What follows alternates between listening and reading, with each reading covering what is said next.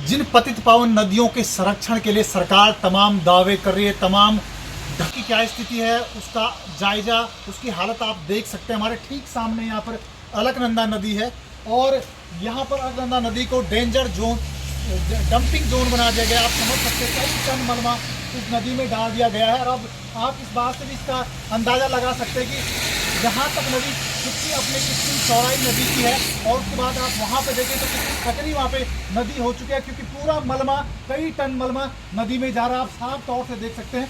और यहाँ पर जो कंपनी काम कर रही है वो भारत कंस्ट्रक्शन कंपनी है और बड़ा है, वो जवाड़ी रुद्रप्रयाग बाईपास का काम चल रहा है। यहाँ पर बाईपास सुरंग का निर्माण किया जा रहा है, लेकिन यहाँ पे जो प्रशासन है वो सोया हुआ है, जो खनन विभाग है वो सोया हुआ है, जो नेता है, विधायक हैं, वो सब सोए हुए हैं, क्योंकि यहाँ पे नदियों को पूरी तरह से तबाह करने का काम किया जा रहा है। और प्रधानमंत्री नरेंद्र मोदी का एक सपना है कि गंगा संरक्षण को लेकर हम सबको प्रयास करना चाहिए और इसके लिए नमामि गंगा से लेकर गंगा स्वच्छता को लेकर करोड़ों रुपए इसमें खर्च किए जा रहे हैं। लेकिन हालत यह है कि जो सरकारी संस्थान है या जो सरकार का काम के अंडर काम कर रही कंपनियां हैं, वही नदियों को समाप्त करने में लगी हुई हैं।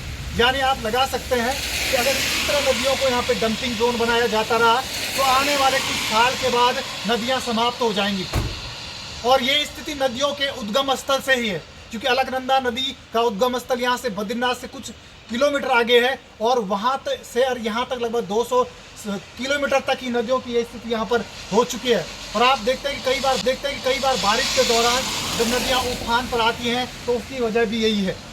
कुछ दिन पहले हमने इसकी खबर प्रकाशित की थी और उनके कुछ अधिकारी थे जिनका कहना था कि हम इस पर अब यहाँ पर डंपिंग जोन के लिए यहाँ पर दीवारें नीचे से लगाएंगे और उसको इस्टेब्लिश करेंगे ताकि नदी में मलबा ना जाए। लेकिन उसके बाद भी कुछ यहाँ पर नहीं किया गया है, कोई ध्यान यहाँ पर नहीं दिया जा रहा है। जो माइनिंग विभाग के ऑफिसर हैं वो गहरी नींद में सोए हुए हैं।